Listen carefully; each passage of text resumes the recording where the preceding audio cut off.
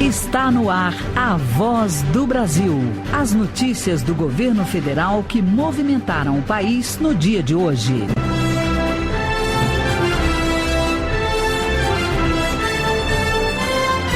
Boa noite. Boa noite para você que nos acompanha em todo o país. Quinta-feira, 9 de março de 2017. E vamos ao destaque do dia. A água do Rio São Francisco chegou à primeira cidade da Paraíba. Amanhã, o presidente Michel Temer inaugura mais um trecho da integração para que a água chegue a outras cidades do estado e a Pernambuco. Da Paraíba ao vivo, João Pedro Neto. Eu já estou aqui em Monteiro, na Paraíba, e a chegada da água do Rio São Francisco é o assunto aqui da cidade. Daqui a pouco eu volto com outras informações. E você também vai ouvir na Voz do Brasil. Provas do Enem agora vão ser em 2 domingos. Mudança é resultado de consulta. E estudantes como Natália Azevedo aprovaram a ideia. Essa ferramenta que o governo utilizou da gente ter a oportunidade de decidir sobre o que a gente vai fazer, sobre como vai ocorrer, achei bem positiva, até porque não são nossos pais que fazem, não é o governo que vai fazer, somos nós. Aumenta o número de transplantes no Brasil. Do Rio de Janeiro, Natália Mello. Só no ano passado foram feitos 25 mil transplantes em todo o país, com destaque para os de coração. Eu volto daqui a pouco com mais informações. E vamos falar como fica a reforma da Previdência para servidores públicos. A Voz do Brasil de hoje na apresentação de Gabriela Mendes e Ayrton Medeiros. E para assistir a gente ao vivo na internet, basta acessar www.voz.gov.br. Atenção, paraibanos! A água do Rio São Francisco chegou na madrugada de hoje à cidade de Monteiro. Isso mesmo, e para que essa água possa chegar a outros municípios do estado e de Pernambuco, amanhã o presidente Michel Temer inaugura mais um trecho da obra de transposição do Velho Chico. Isso significa levar água a 4 milhões de pessoas. A repórter Raquel Mariano conversou sobre mais essa etapa da obra com o ministro da Integração Nacional, Hélder Barbalho. E o ministro também falou das outras etapas para finalizar a obra e levar água a 12 milhões de brasileiros até o final do ano. Vamos ouvir. Ministro, a água do Rio São Francisco hoje chegou no Rio Paraíba. Chegou na cidade de Monteiro, que é a primeira cidade no estado da Paraíba, a receptora das águas da transposição do São Francisco, o que permitirá, a partir de amanhã, que façamos a liberação das águas do São Francisco em solo paraibano, iniciando no açude de Poções e depois o açude de Camalaú, e com isto podendo estar no Rio Paraíba, e, consequentemente, chegando ao Rio Paraíba, ao leito do Rio Paraíba, nós estaremos atendendo a parte leste do estado da Paraíba com uma repercussão de milhões de paraibanos que estarão sendo beneficiados diretamente. Ministro, e como é que vocês esperam esse avanço do Rio São Francisco, da transposição? A determinação do presidente da República era que pudéssemos antecipar os calendários de entrega da transposição, e assim o fizemos, festejando esta grande conquista. No momento paralelo, nós passamos para a atividade da funcionalidade da transposição, que significa garantir que a água possa chegar até os reservatórios, chegar até a captação da água por parte das companhias estaduais, que chegarão com a água até a torneira de cada morador beneficiado.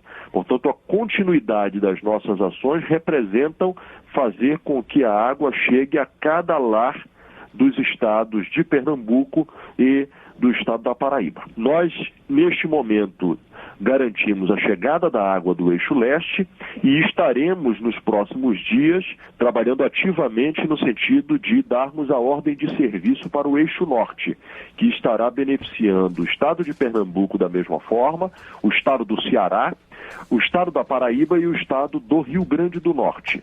O eixo norte, nossa previsão é que estejamos dando funcionalidade ao mesmo ainda no ano de 2017, concluindo esta etapa de toda a transposição do São Francisco, prestando este serviço essencial de abastecimento de água para cerca de 12 milhões de brasileiros. Tá bom, ministro, muito obrigada pela sua entrevista. Muito obrigado a todos, um abraço.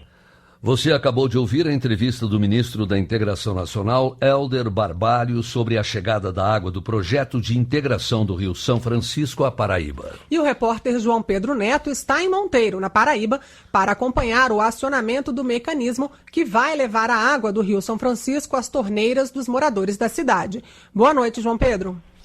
Boa noite, Gabriela. Boa noite, Ayrton. Olha, eu falo aqui, então, do município de Monteiro, na Paraíba, onde as águas do Rio São Francisco chegaram na madrugada desta quinta-feira. Amanhã à tarde, então, em uma cerimônia aqui na cidade, o presidente Michel Temer vai acionar um mecanismo que vai levar a água do Rio São Francisco até o Rio Paraíba. Amanhã mesmo, então, a população aqui de Monteiro começa a receber nas torneiras de casa a água do Velho Chico. E caindo, então, no Rio Paraíba, a água vai chegar num prazo de 30 a 45 dias até outras 18 cidades, entre elas Campina Grande, bastante afetada pela falta de chuvas, a cidade de Campina Grande. A expectativa por aqui em Monteiro é grande, a movimentação é intensa e esse é o assunto aqui na cidade. Muitos moradores estão, inclusive, visitando as obras para conferir de perto se o projeto da integração do Rio São Francisco está mesmo virando uma realidade. Eu conversei com alguns moradores, eles me disseram que as águas do Velho Chico são aguardadas há bastante tempo e vão ser muito importantes, especialmente aí na área rural. A gente lembra que a região aqui é bastante seca e o sertão nordestino, essa região aqui especificamente, vem sofrendo com uma estiagem bastante severa nos últimos anos, embora ontem e hoje tenha chovido bastante por aqui. Amanhã, então, antes de vir para Monteiro, o presidente Michel Temer vai a Sertânia, que é aqui perto, e também lá ele abre oficialmente a comporta que vai levar a água ao sistema de abastecimento do município. Amanhã, então, Gabriela, Ayrton, eu volto para falar sobre a inauguração desse trecho da obra e sobre a chegada das águas do Rio São Francisco aqui à Paraíba, esse momento histórico.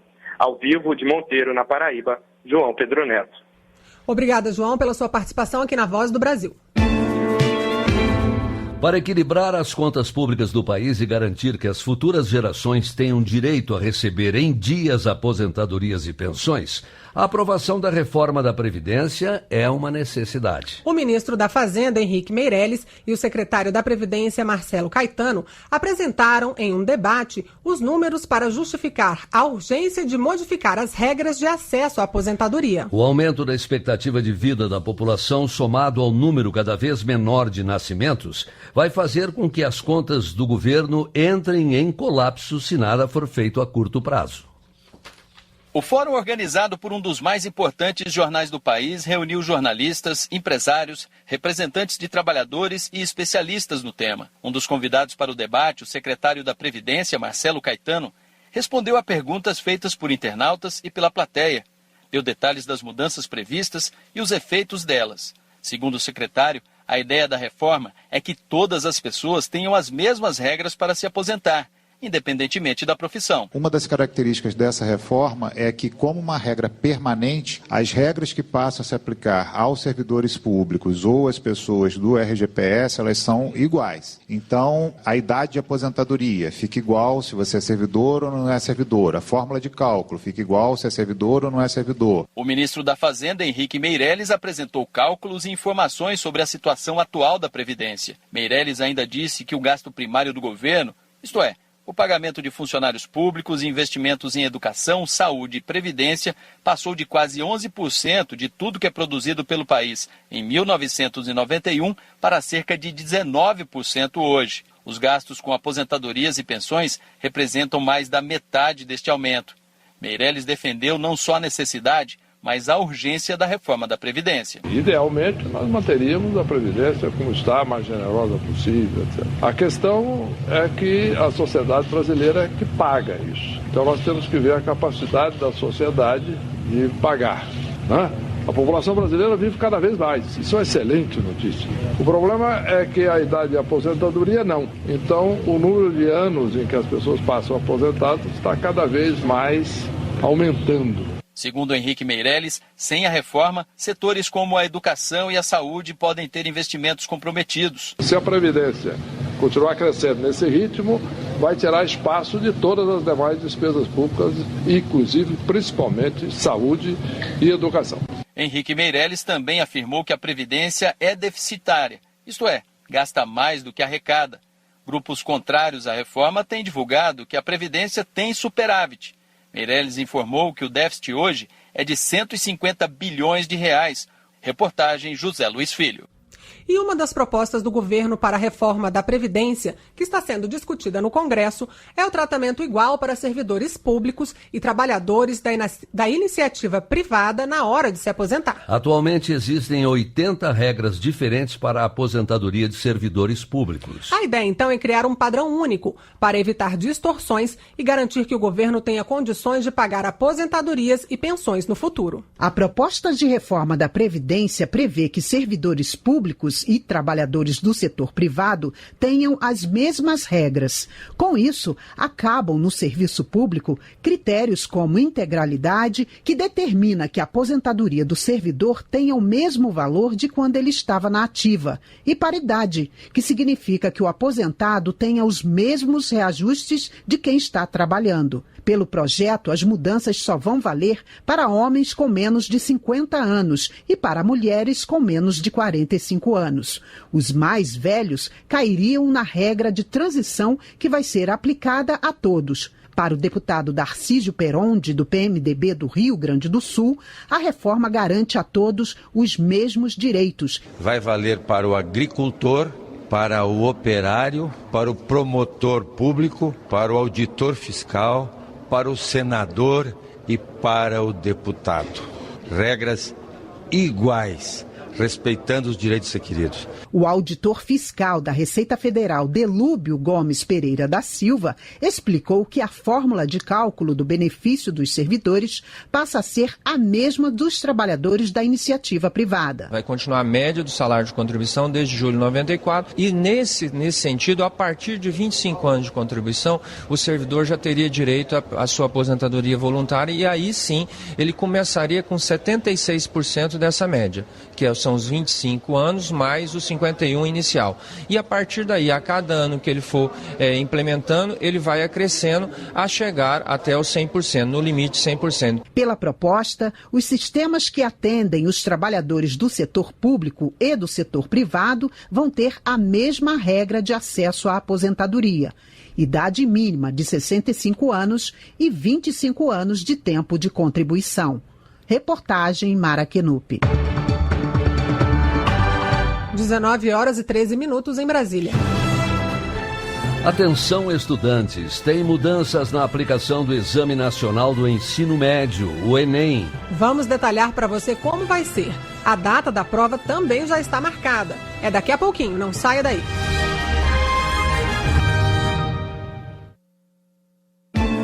Momento Social. As famílias que fazem parte do Cadastro Único têm acesso a vários programas sociais do governo federal. A família da Mel Melo, que é de Pernambuco, é uma das 13 milhões que recebem o Bolsa Família. Agora a Mel quer saber o que é o benefício de prestação continuada, o BPC. Quem explica é o ministro Osmar Terra. Oi, ministro. Me chamo Mel, moro no estado de Pernambuco, cidade de Joaquim Nabuco. Queria saber o que é BPC.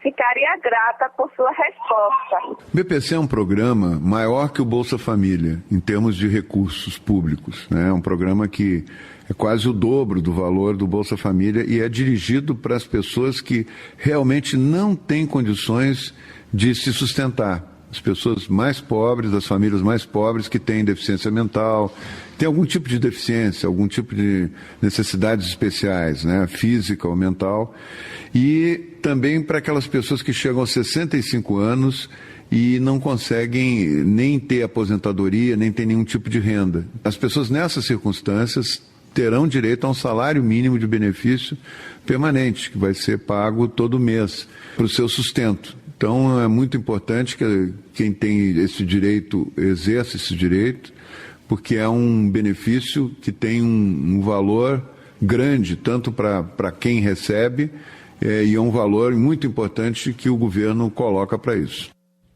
E se você também tem alguma pergunta sobre ações e programas sociais do governo, manda pra gente. Pode ser por e-mail no endereço voz@ebc.com.br. Tem também o nosso Facebook, facebook.com/Bolsa Família. A sua pergunta vai ser respondida aqui na Voz do Brasil, sempre na quinta-feira. Participe!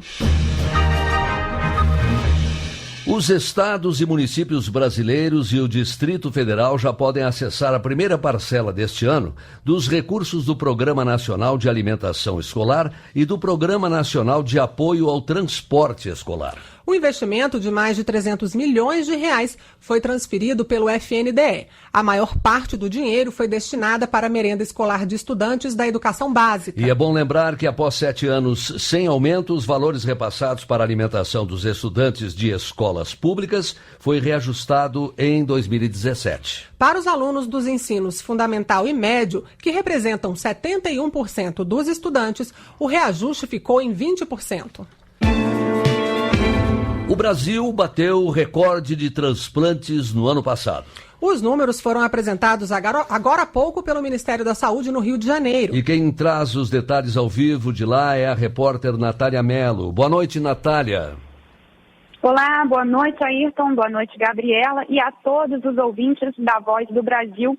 Esse recorde de transplantes no ano passado foi possível depois que um decreto assinado em junho pelo presidente Michel Temer disponibilizou aviões da Força Aérea Brasileira para o transporte de órgãos. Com isso, o número de transplantes de coração aumentou 13%, chegando a 357 no ano passado, sendo que 172 foram possíveis devido ao apoio de aviões da FAB. Só para comparação, no ano de 2001 foram realizados no Brasil 143 transplantes de coração. E o ano passado também foi de recorde para os transplantes de fígado, pulmão, rim e medula óssea. No total, foram realizados quase 25 mil transplantes em todo o país. Natália, e o governo pretende aumentar o número de doadores de órgãos no país? Sim, Gabriela. De acordo com o ministro da Saúde, Ricardo Barros, o objetivo agora é reduzir o número da fila de espera, que chega a quase 42 mil. O ministro destacou que temos uma excelente infraestrutura e que vai intensificar as campanhas de conscientização. Eu conversei mais cedo com a Patrícia de Freitas, voluntária e uma associação de doentes renais e que se submeteu a um transplante duplo de rim e de pâncreas. Ela conta como é importante para quem está na fila do transplante realizar a cirurgia. Muito restrita, a vida era muito difícil. E agora, eu estou voltando às minhas atividades. Você poder tomar água é uma coisa que a gente não dá valor, e poder tomar a água que você quiser, só isso a gente já fica feliz, né? As pessoas que doam mudam a vida de outra pessoa, né? A família do doador falecido e uma pessoa que doa em vida, ela está dando uma chance da outra pessoa viver melhor. Hoje, o Brasil conta com 506 centros de transplantes em todo o país. Existem ainda 62 organizações de procura por órgãos e 27 centrais de notificação, captação e distribuição de órgãos. Gabriela, Ayrton. Obrigado, Gabriela, pela sua participação ao vivo, ou melhor, Natália, pela sua participação ao vivo aqui na Voz do Brasil.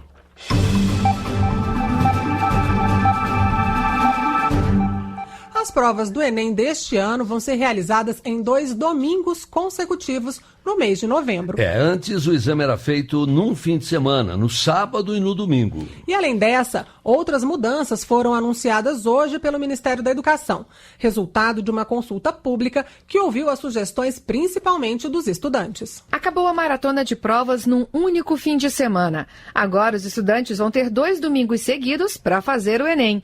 Novidade aprovada pelo estudante Pedro Saliba, que vai fazer a prova pela primeira vez. Vou ter um tempo para descansar para as provas e eu acho que é melhor. O ministro da Educação, Mendonça Filho, explica que a mudança também atende os alunos que, por motivos religiosos, não podiam fazer a prova no sábado de dia. Resolve uma questão histórica dos sabatistas que tinham a condição muito desumana de ficarem confinados, aguardando o pôr do sol para iniciar a aplicação da prova, além de aspectos relativos à segurança. A mudança foi anunciada após consulta pública realizada pelo Ministério da Educação, que contou com a participação de mais de 600 mil pessoas de todo o país. Entre elas estava a estudante Natália Azevedo, que teve o pedido de exame em 2 domingos atendido. Essa ferramenta que o governo utilizou da gente ter a oportunidade de decidir sobre o que a gente vai fazer, sobre como vai ocorrer, achei bem positiva, até porque não são nossos pais que fazem, não é o governo que vai fazer, somos nós. E quem imaginava que a geração da tecnologia ia preferir fazer a prova por computador? Se enganou. 70% dos jovens que responderam à consulta pública preferem que a prova continue no papel. O Enem 2017 também não vai mais ser usado para fornecer o certificado de conclusão do ensino médio. Quem quiser o diploma vai precisar fazer o ENSEJA, Exame Nacional de Certificação de Competência de Jovens e Adultos. Quem explica é a presidente do INEP, Maria Inês Fini. O Enem não mais certificará nível de ensino. Nós ofereceremos um exame próprio com dupla certificação, até para o ensino fundamental e também para o ensino médio. As inscrições para o Enem vão do dia 8 ao dia 19 de maio. O edital com as regras sai até 10 de abril. Já as provas serão aplicadas nos dias 5 e 12 de novembro. Mudanças também para tornar a prova mais segura. O estudante vai receber o caderno de questões e o caderno de respostas personalizado, com nome e número de inscrição. Reportagem Luana Karen. 19h21 em Brasília.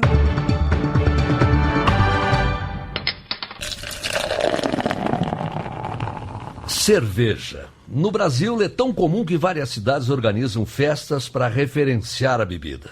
A mais famosa delas é a Oktoberfest em Blumenau, lá em Santa Catarina. Além disso, a cidade ainda conta com um museu da cerveja e uma escola de ensino superior sobre cerveja e malte. Pois esses foram alguns dos motivos que fizeram a cidade conquistar o título de capital nacional da cerveja. O projeto foi aprovado na Câmara e sancionado hoje pelo presidente Michel Temer. Fundada em 1850, Blumenau é a terceira cidade mais populosa de Santa Catarina. O município tem uma agenda cultural importante, com destaque para a Oktoberfest, a segunda maior festa da cerveja do mundo.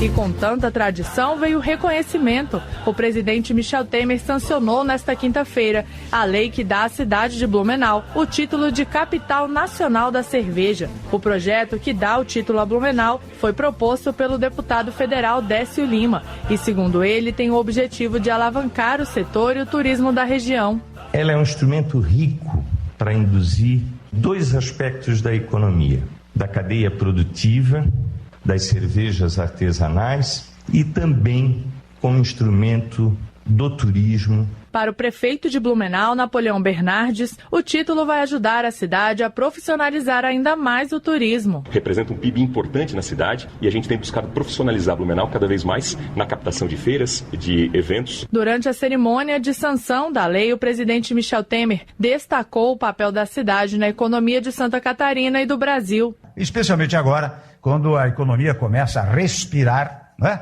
Nós temos os primeiros sintomas desta respiração, com a inflação caindo sensivelmente, com os juros caindo sensivelmente, com a retomada, ainda que lenta, da economia. Eu penso que este momento, né, há de ser um momento de celebração. Celebração por meio de Blumenau, do que está sendo o Brasil a partir de agora. O festival Oktoberfest acontece todo ano no mês de outubro, como é feito há mais de 180 anos na Alemanha. Reportagem Gabriela Noronha.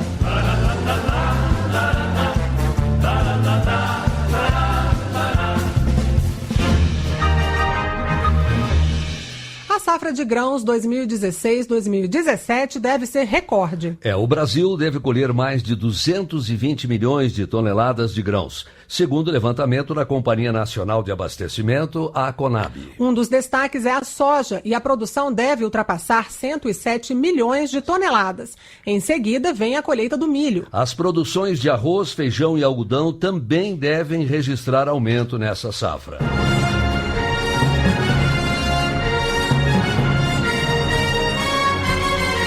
essas foram as notícias do governo federal. Uma realização da Secretaria de Comunicação Social da Presidência da República. Com produção da Empresa Brasil de Comunicação. Fique agora com as notícias do Poder Judiciário e do Congresso Nacional. E tenha uma boa noite. Uma boa noite para você e até amanhã.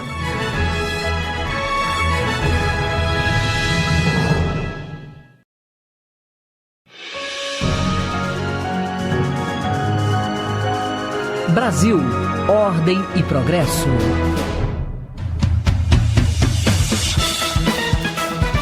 Você vai ouvir agora notícias do Poder Judiciário. Supremo Tribunal Federal julga se ICMS pode ser incluído no cálculo do PIS e da COFINS. A Universidade Federal não pode cobrar por emissão de documentos acadêmicos. Reuniões fora do horário de expediente são consideradas como horas extras. Agora em Brasília, 7h25. Boa noite, eu sou Uliana Gomes. E eu sou Arthur Filho.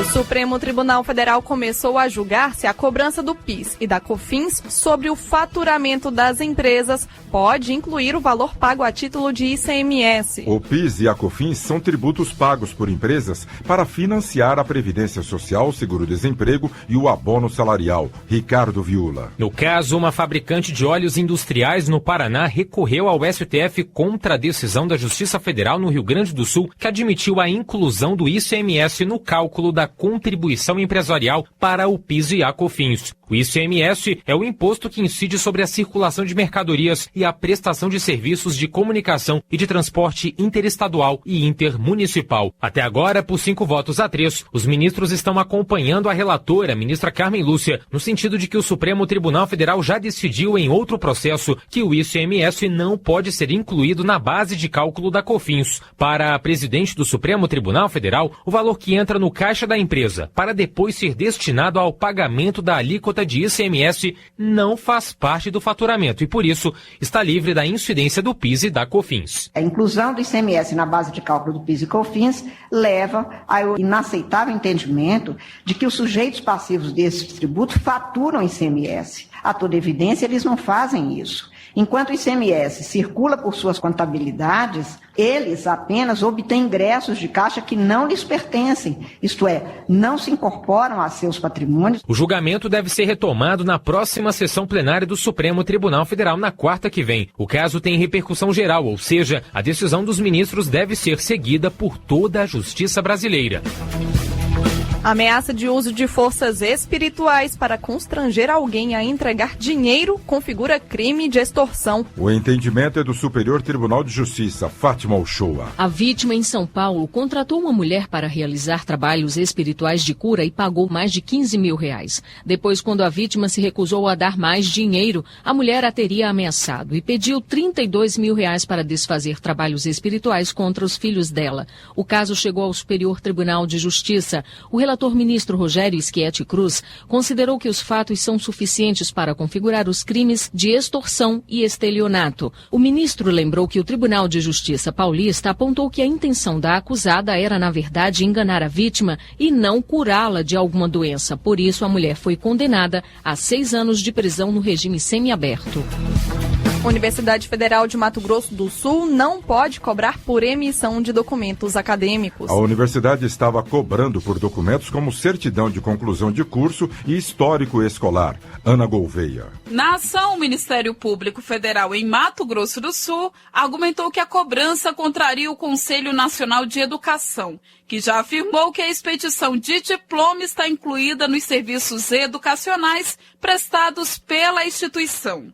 A Justiça Federal no Estado também determinou que a universidade disponibilize a opção de fornecimento dessas certidões pela internet, com certificação digital de autenticidade.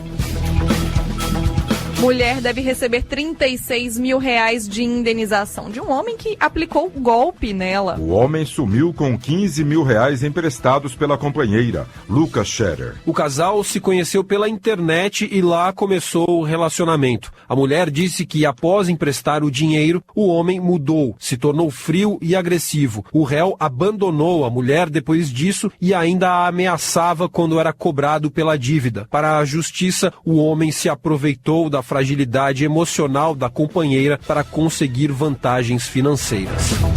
Turista vai ser indenizado em R$8 mil por fazer cruzeiro internacional que só passeou pelo Brasil. A viagem deveria passar por cidades argentinas, mas os clientes foram levados apenas para a parte do litoral brasileiro. Carlos Ribeiro. A empresa marítima alegou que o passeio foi prejudicado por greve de pescadores industriais que bloquearam um dos portos, mas a Justiça de Santa Catarina lembrou que essa greve já estava acontecendo 10 dias antes da data da viagem. Assim, a empresa deveria ter tomado as medidas necessárias para cumprir o cronograma divulgado.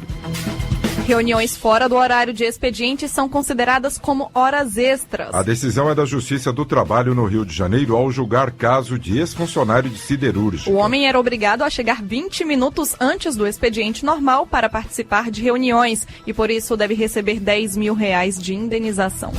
Você acompanha outras notícias do Poder Judiciário em 104,7 FM para o Distrito Federal em torno e também pela internet. Acesse www.radiojustiça.jus.br e siga pelo Twitter. twitter.com/radiojustiça. Uma boa noite. A você, boa noite.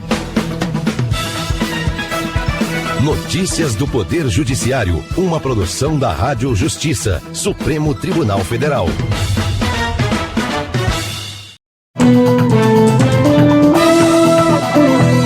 Está no ar, o Jornal do Senado. Humberto Costa responsabiliza governo pelo recuo da economia. Mas Romero Jucá afirma que números são resquício da gestão passada e que medidas já produzem efeito. Senadores da Paraíba comemoram chegada da água do São Francisco ao estado. Estes são os destaques de hoje do Jornal do Senado, que começa agora. Boa noite. Boa noite. O Instituto Brasileiro de Geografia e Estatística, o IBGE, divulgou nesta semana que a economia brasileira recuou 3,6% em 2016, fruto principalmente dos desempenhos ruins da agropecuária, indústria e serviços. Para a oposição, essa recessão é de responsabilidade do atual governo. E os governistas alegam que medidas adotadas recentemente vão trazer resultados positivos ainda em 2017. Repórter Érica Christian. Considerando o recuo de 3,8% de 2015, o Brasil está numa recessão que tem como consequências o aumento do desemprego e a diminuição no consumo. Ao responsabilizar a política econômica do PT pela queda do Produto Interno Bruto, o líder do governo no Senado, Romero Jucá, do PMDB de Roraima, argumentou que as projeções para este ano são melhores em consequências das medidas já adotadas por Michel Temer. 2016, nós estamos olhando pelo retrovisor. E no retrovisor, a paisagem ela é nebulosa, ela é uma paisagem de crise. Se a gente olhar para frente, a gente vai ver 2017 com outro tipo de paisagem e uma projeção bastante animadora da economia. Portanto, nós tivemos dois momentos diferentes que mostram que o resultado da mudança de governo está dando certo para a economia e para o país. O líder da minoria, senador Humberto Costa, do PT de Pernambuco, lembrou, no entanto, que a responsabilidade pelo resultado ruim é do atual governo. Eles já são governo desde o mês de maio, venderam a ideia para a sociedade de que com a saída de Dilma, tudo como num passe de mágica iria mudar, nós teríamos a volta da confiança dos investidores e a retomada do crescimento. E ao contrário, as medidas econômicas que eles têm tomado só têm aprofundado a recessão, aumentado o desemprego. Esse PIB é o PIB do governo Temer. Para o senador Armando Monteiro, do PTB de Pernambuco, o mais importante é enxergar uma luz no fim do túnel. E me parece que há algumas indicações positivas, né? Nós temos uma taxa de juro cadente, uma recuperação de preços de commodities e sentimos também recuperação dos níveis de confiança dos agentes econômicos. O senador João Capiberibe, do PSB do Amapá, defendeu o fim do foro por prerrogativa de função, o chamado foro privilegiado. Para ele, esse mecanismo nega a democracia e reforça a tese de que a justiça no país funciona apenas para pobres, pretos e prostitutas. Ele citou dados do site Congresso em Foco que indicam que nos últimos 27 anos, 500 parlamentares foram investigados ou respondem por ação penal no Supremo Tribunal Federal. Desse total, apenas 16 foram condenados, sendo que 8 cumprem pena, 3 recorreram das decisões e 5 foram beneficiados com a prescrição da pena por causa da demora no julgamento dos processos, informou João Capiberibe. No Brasil, o poder tem dono. Pertence a um reduzido grupo de homens brancos que organizou e instrumentalizou o Estado republicano para si e para os seus, sem qualquer compromisso com as aspirações do conjunto da sociedade. É fato que, nas vezes em que a democracia avança e tenta se consolidar, acontece crise política seguida de retrocesso com golpes frequentes que obstruem sua marcha. O senador Paulo Paim, do PT do Rio Grande do Sul, cobrou explicações do presidente do Tribunal Superior do Trabalho, ministro Ives Gandra, que em decisão liminar proibiu a divulgação da lista de empresas autuadas pelo governo por causa da exploração de trabalho escravo. Para Paulo Paim, numa época em que se fala tanto de transparência em todos os setores, é inadmissível que haja esse retrocesso. Com a decisão, acrescentou o senador, a chamada lista do trabalho escravo ficará mais 120 dias sem ser divulgada e, na verdade, premiará as empresas que se beneficiam dessa irregularidade, permitindo que elas, por exemplo, obtenham empréstimos de bancos públicos. Conforme a OIT, Organização Internacional do Trabalho, no Brasil, desde 1995, em 2.000 operações realizadas, foram encontrados e libertados 50 mil trabalhadores.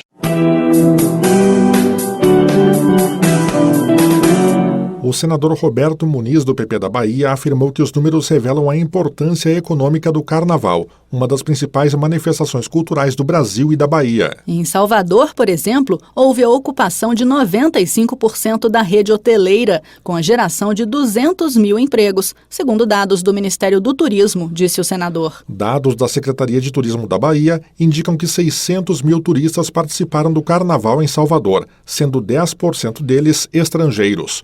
Na economia do Estado, ainda de acordo com a Secretaria, foram injetados R$1,5 bilhão durante os dias de folia. E esse cenário, segundo Roberto Muniz, se repetiu em outros estados, como Ceará, Rio Grande do Norte, São Paulo, Minas Gerais, Rio de Janeiro e até o Distrito Federal, em maior ou menor grau. Acredito que a economia criativa fortalece uma rede de negócios que gera emprego, gera renda para muitos cidadãos. Por isso que precisamos estar atentos em todo o Brasil para que a cultura brasileira possa retomar o seu crescimento, porque ela representa muito em termos de empregabilidade e renda para o nosso país.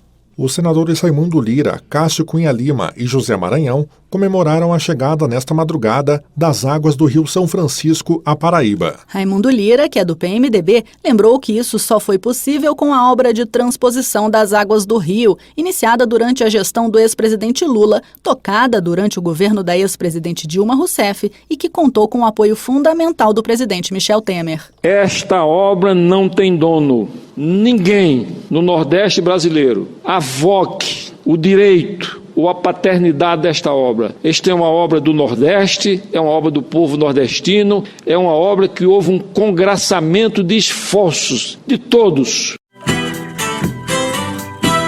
O Senado debateu hoje a situação dos pacientes com doenças do rim e formas de evitá-las. Durante a sessão de homenagem ao Dia Mundial do Rim, muitos especialistas criticaram a falta de assistência por parte do governo federal. Repórter Paula Groba. 1 em cada 10 brasileiros possui alguma lesão renal e 120 mil realizam diálise atualmente no país. Deste total, 42 mil são potenciais candidatos a transplantes. Os números mostram ainda que 70% dos pacientes que fazem diálise descobrem a doença tardiamente, mas o autocuidado, a educação em saúde, a alimentação saudável e a prática de exercícios físicos poderiam evitar o estágio avançado da doença, segundo a presidente da Sociedade Brasileira de Nefrologia, Carmen Tizano. A falta de assistência médica e de remédios ainda é um grande problema, como ressaltou o presidente da Federação Nacional das Associações de Pacientes Renais e Transplantados, Renato Padilha. Além do sofrimento diário diante de um tratamento tão agressivo, ainda se encontram desamparados pelo fornecimento de medicamentos essenciais. Não adianta transplantar e abandonar. Já na visão do diretor da Aliança Brasileira de Apoio à Saúde Renal, Gilson da Silva, a falta de acesso ao tratamento é resultado do descaso. O governo federal não dá nenhum tipo de recurso para os hospitais continuarem sobrevivendo fazendo transplante. Você tem médicos muito bons, que você não tem estrutura para transplantar, você não tem exame, você não tem maquinário. Ao presidir a sessão, o senador Eduardo Amorim, do PSDB de Sergipe, que também é médico, lembrou que mesmo com reajuste no repasse para o tratamento de diálises, os custos totais não estão sendo cobertos. Essa sessão especial alusiva ao Dia Mundial do Rim cumprirá sua função, se for capaz de sensibilizar as pessoas para a importância da prevenção da doença renal e, se conseguir, mostrar que é possível, necessário e urgente cuidar dos doentes renais, dando-lhes atendimento digno e condições de trabalhos aos abnegados profissionais. E segue para a sanção presidencial o projeto aprovado hoje pelo Senado que cria o Dia Nacional de Combate à Sífilis e Sífilis Congênita, a ser comemorado no 3º sábado de outubro. O Brasil experimenta uma epidemia de sífilis em sua forma congênita, quando a criança já nasce com a doença. Em 2015 foram registrados cerca de 7 casos de crianças com sífilis para cada grupo de 1.000 nascimentos. A média mundial é 13 vezes menor. O senador Valdemir Moca, do PMDB de Mato Grosso do Sul, alertou que a sífilis pode levar à morte e provocar nos bebês malformação no sistema nervoso, perda da visão e da audição.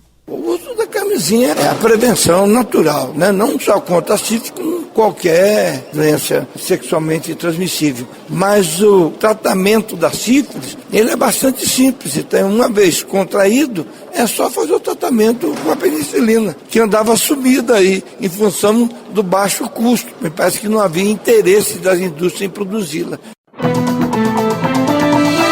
Jornal do Senado. Apresentação Raquel Teixeira e Tiago Medeiros. Áudio Eliseu Caires. O Jornal do Senado fica por aqui. Acompanhe agora as notícias da Câmara dos Deputados. Boa noite. Boa noite.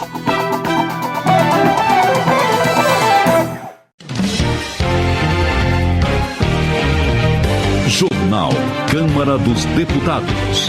Confederações patronais defendem mudanças nas leis trabalhistas. Deputados divergem sobre responsabilidade política da crise no país. Câmara aprova 4 projetos de interesse da população feminina. Boa noite. No Dia Internacional da Mulher, comemorado em 8 de março, o plenário da Câmara se dedicou ontem à noite a discutir e votar assuntos de interesse da população feminina. Um dos textos aprovados e que segue para análise do Senado garante às mães que acabaram de ter bebê orientação e acompanhamento para o aleitamento. Acompanhe mais detalhes na reportagem. Por acordo entre as lideranças partidárias, 13 projetos tiveram a tramitação acelerada, permitindo que sejam votados diretamente no plenário. Desses, 4 foram apreciados já nesta quarta-feira e agora seguem para o Senado. 2 tratam de amamentação.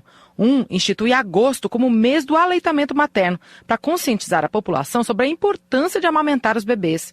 Outro garante às mães que acabaram de ter neném acompanhamento e orientação para o aleitamento. O autor da proposta, deputado Diego Garcia, do PHS do Paraná, fala da importância da medida. Nós estamos incentivando o leite materno, que é a primeira e a maior e a melhor de todas as vacinas que o recém-nascido pode receber. Outra proposta aprovada inclui o nome de Zuzu Ângel no livro de Heróis da Pátria. A estilista mineira teve o filho assassinado durante a ditadura militar e usou a moda para protestar. Também acabou sendo vítima do regime de exceção. Por fim, teve a aprovação dos deputados a proibição do uso de algemas em grávidas, na hora do parto e logo depois do nascimento do bebê. A relatora, a deputada Jandira Fegali, do PCdoB do Rio de Janeiro, diz que isso é questão de humanidade. Não pode ter mãos e braços algemados, mesmo que estejam sob guarda policial. Então é fundamental que a gente transforme essa decisão, que hoje é um decreto, num projeto de lei para que isso vire de fato uma política ampla, geral, que garanta às mulheres o direito, no momento da maternidade, a aquecer e acolher os seus filhos. Tudo foi aprovado por consenso.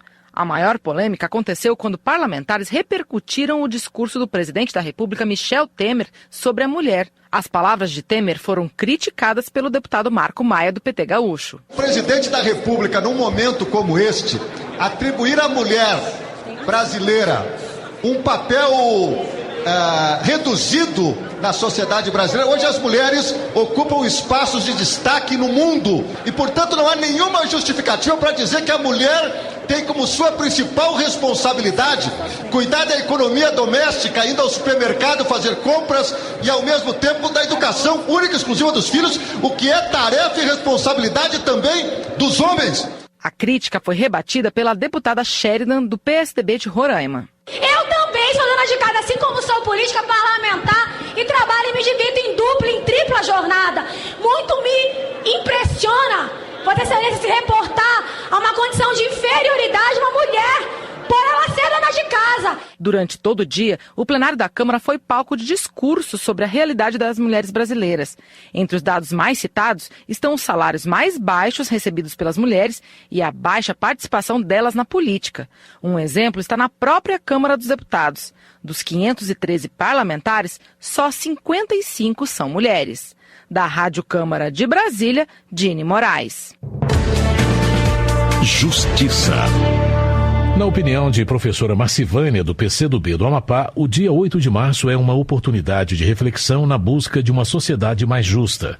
Para a deputada, atribuir o recato, a beleza e o cuidado do lar como atributos exclusivos das mulheres é um erro e demonstra a submissão da mulher ao homem. Apesar das várias conquistas femininas nos últimos anos, professora Marcivânia entende que ainda é preciso lutar para acabar com o feminicídio no Brasil, aumentar a representatividade feminina na política e acabar com a desigualdade de gênero no âmbito econômico. A Câmara aprovou o projeto que torna crime a divulgação pela internet de fotos ou vídeos de mulheres sem autorização com cenas de nudez ou de ato sexual.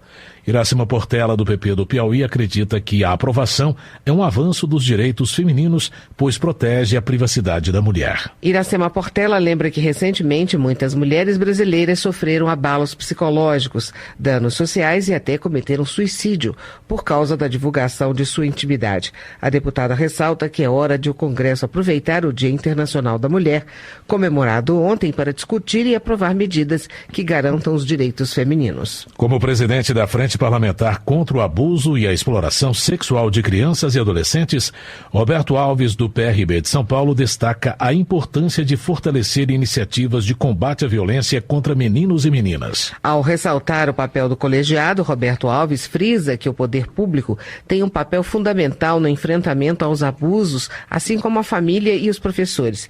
Ele faz um alerta sobre o abuso sexual a partir da internet. E as mídias sociais ainda submetem as crianças e os adolescentes à pornografia, à difamação, ao racismo, ao assédio sexual e entre outros crimes.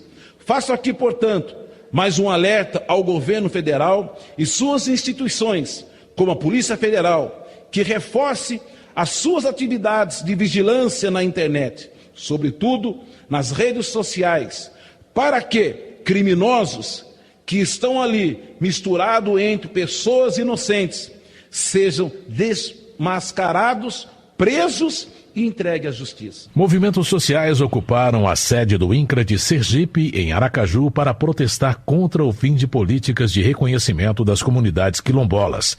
João Daniel, do PT, diz que a nova gestão da Superintendência do Estado paralisou todas as atividades em andamento sobre essas comunidades. O deputado informa que a falta de recursos para o setor deixou 10 mil famílias quilombolas desatendidas. João Daniel ressalta ainda que todos os programas de assistência técnica também foram abandonados desde o ano passado.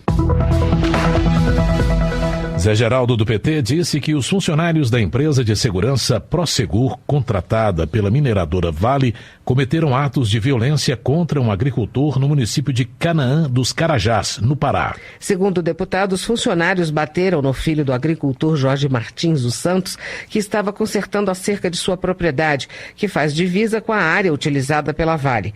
Zé Geraldo informou que vai propor uma audiência pública na Comissão da Amazônia para que a mineradora e a empresa de segurança prestem esclarecimentos sobre o caso.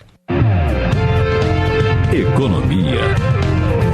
Começa amanhã o pagamento das contas inativas do FGTS para trabalhadores nascidos nos meses de janeiro e fevereiro. Edinho Bez, do PMDB de Santa Catarina, avalia que a entrada desse dinheiro na economia do país é uma grande oportunidade de retomada de crescimento. A previsão é de que sejam sacados no total 34 bilhões de reais. Edinho Bez lembra que para facilitar o saque do dinheiro das contas inativas, as agências da Caixa Econômica Federal abrirão com 2 horas de antecedência a partir de amanhã até a próxima terça-feira. Na primeira semana de março, a balança comercial registrou um crescimento de 10% comparado ao mesmo período do ano passado.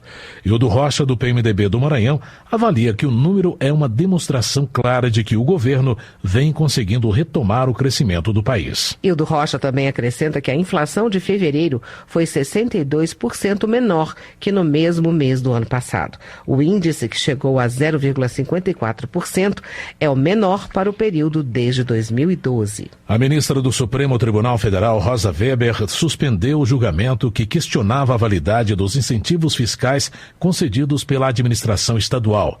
Tiago Peixoto, do PSD, aplaude a decisão e argumenta que a suspensão dos incentivos compromete gravemente a competitividade econômica de Goiás e pode deixar 500 mil pessoas desempregadas. Tiago Peixoto destaca que Goiás conseguiu se desenvolver nos últimos anos pelas empresas e indústrias atraídas por incentivos fiscais.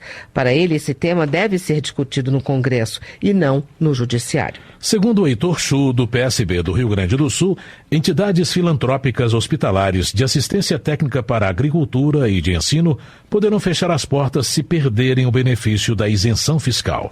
Heitor Chu avalia que voltar a cobrar a contribuição previdenciária dessas entidades não resolverá o problema do setor.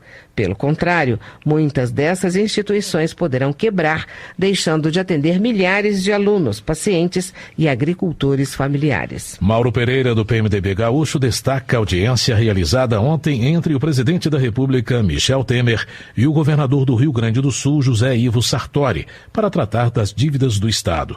O parlamentar informa que a dívida gaúcha começou em 9 bilhões de reais e que já foram pagos 25 bilhões, mas que o Estado ainda deve 52 bilhões. Mauro Pereira acredita que o projeto de renegociação das dívidas dos estados pode ajudar a solucionar o problema, mas o deputado também cobra do governo federal mais agilidade em liberar linhas de crédito para o Rio Grande do Sul, especialmente para a indústria metalúrgica e mecânica, como forma de alavancar a economia.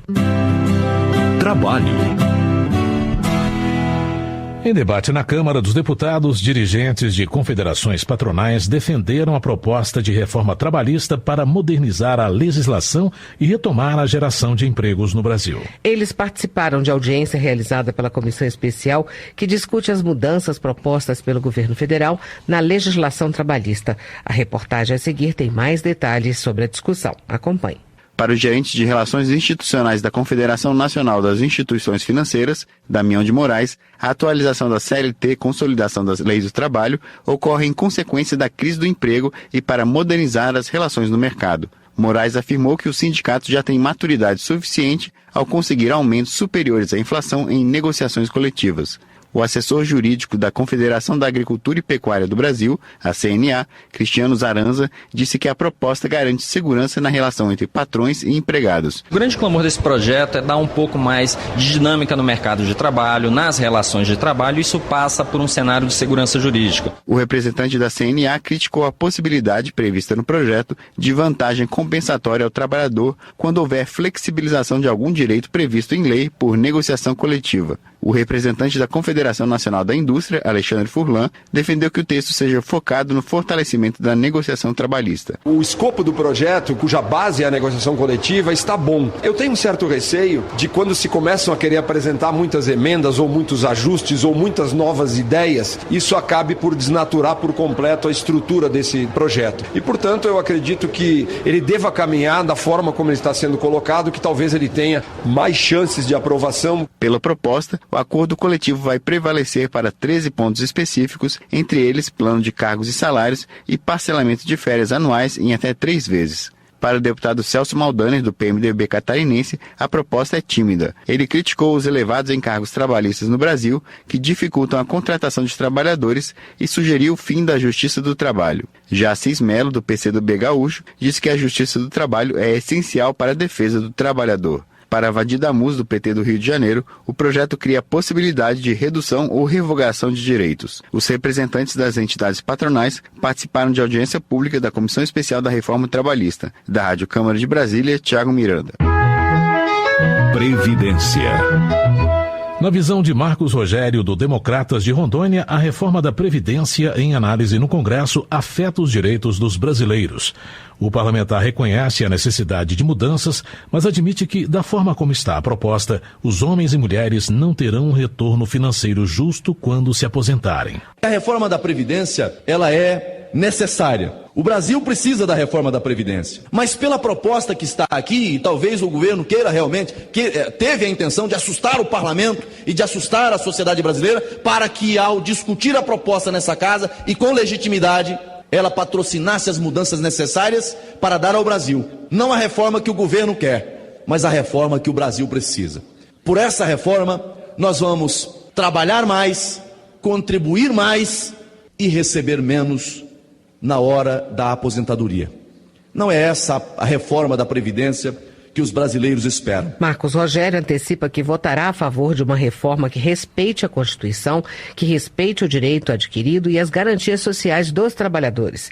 O parlamentar admite que haverá sacrifícios, mas não a renúncia dos benefícios previdenciários justos. Contrário à reforma da Previdência, Wellington Prado, do PMB de Minas Gerais, avalia que as mudanças vão acabar com o sistema previdenciário. Segundo o deputado, os jovens não terão mais interesse em contribuir com o INSS, já que vão se aposentar muito mais tarde. Além disso, Wellington Prado cita que a reforma previdenciária vai estimular somente a iniciativa privada. Ele acrescenta que a proposta fere os direitos dos trabalhadores, especialmente dos mais pobres, ao dificultar o acesso aos benefícios. Érica Cocai, do PT do Distrito Federal, também faz críticas à reforma da Previdência. Ela reafirma que o sistema não é deficitário. A deputada explica que o governo só chega a esse rombo quando soma os gastos da Seguridade Social ao da Previdência. Érica Cocai acrescenta que o governo usa os recursos recolhidos pela Previdência para financiar outros setores, o que, segundo ela, leva ao déficit. Para a deputada, o Congresso deve criar uma CPI da Previdência para investigar qual o real destino desse dinheiro. Política. Na avaliação de Paulo Teixeira, do PT de São Paulo, o Brasil passa por um momento grave de recessão econômica e de desonestidade na política com o governo de Michel Temer. Paulo Teixeira cita a delação da Odebrecht, na qual apontaria que o presidente Michel Temer teria recebido apoio financeiro da empreiteira para as eleições de 2014. Ele acrescenta que ministros do governo também já estiveram envolvidos em denúncias de corrupção. Na delação da Odebrecht, os dirigentes do Odebrecht disseram que num jantar no Palácio do Jaburu, com a presença de Michel Temer e Eliseu Padilha, foi tratada a doação de 10 milhões em recursos de Caixa 2 para o PMDB. Então, além de ter enterrado o país numa insegurança, enterrado o país numa recessão profunda, esse governo enterrou o país na lama da desonestidade. 6 ministros já caíram e agora tem 2 outros ministros no centro dessas denúncias e o próprio presidente da República. Darcísio Peronde, do PMDB do Rio Grande do Sul, rebateu as críticas feitas ao governo Temer. Ele alega que o povo brasileiro sentiu a crise provocada pela má gestão e corrupção do governo anterior. O deputado aponta que o Brasil parou de crescer em 2014 e caiu na pior depressão econômica já vivenciada em sua história. O primeiro ano e meio foi um desastre absoluto. Em vez de construção, foi uma desconstrução. Em vez de ordem financeira, foi uma desordem financeira. Em vez de caminhos orçamentários saudáveis, foi descalabro orçamentário. E o país viveu, nos últimos 3 anos, a sua pior situação econômica. É desemprego galopante, é juro altíssimo, é inflação alta que corrói a renda de todos, do trabalhador principalmente, alta tributação, desindustrialização e fechou a pior depressão econômica dos últimos 100 anos no Brasil. Darcísio Peronde acrescenta que o governo atual é honesto com os brasileiros, levando todos a conhecerem a realidade econômica do país, além de apresentar com coragem as medidas amargas para o Brasil sair da crise. Paulo Pimenta, do PT do Rio Grande do Sul, disse ter ficado indignado com a acusação do senador Renan Calheiros de que o ex-presidente da Câmara, Eduardo Cunha, tem grande influência no governo federal. O deputado ressalta que o judiciário deve se mover e não deixar o Brasil ser comandado por quem ele considera malfeitores. Paulo Pimenta também cobra a anulação pelo Supremo do impeachment de Dilma Rousseff. Para ele, está claro que o afastamento da ex-presidente foi uma estratégia ilegal de Eduardo Cunha para viabilizar o governo de Michel Temer. Estão aí tantos delatores dizendo que correu muito dinheiro de propina para eleger Eduardo Cunha e para viabilizar a solução Michel. As votações que foram feitas aqui devem ser anuladas, porque elas foram compradas. E esse impeachment tem que ser anulado e o Supremo Tribunal Federal tem que ter coragem de colocar esse tema na pauta. Ao citar recente entrevista do ministro do Supremo, Gilmar Mendes, Paz Landim, do PTB do Piauí, defende uma reforma político-eleitoral ainda neste ano. Segundo o deputado, a reforma é o primeiro passo para acabar com as falhas que o atual sistema eleitoral apresenta. Paz Landim avalia que os parlamentares que devem discutir e elaborar a reforma política devem ser especialistas no tema. De acordo com o deputado, a falta de conhecimento específico atrapalha o processo de criação e prejudica o resultado da proposta. De acordo com o governo federal, 96% das obras da transposição do Rio São Francisco estão concluídas. Luiz Couto, do PT da Paraíba, lembra que a transposição foi um projeto iniciado com o ex-presidente Lula e que só foi possível com empenho e dedicação do governo petista. Luiz Couto ressalta que muitos deputados que eram contra a construção do canal agora se aproveitam da chegada da água para fazer campanha eleitoral. No entanto, o deputado acredita que o povo sabe que o verdadeiro responsável pela transposição é o PT. Segurança Pública. Preocupado com a situação da segurança pública em Minas Gerais, Franklin Lima, do PP, atribui o aumento da criminalidade à impunidade. Ele lamenta casos como o do goleiro Bruno, que conseguiu sair da prisão favorecido por um habeas corpus concedido por um ministro do Supremo Tribunal Federal. Na opinião do deputado, a falta de agilidade nos julgamentos tem gerado inconformismo na população do Estado. Franklin Lima, no entanto, reconhece o trabalho que vem sendo desenvolvido pela Polícia Mineira diante do aumento da violência. Termina aqui o Jornal Câmara dos Deputados. Uma ótima noite a você. Uma boa noite para você e até amanhã. Voz do Brasil. De segunda a sexta, às 19 horas. Boa noite.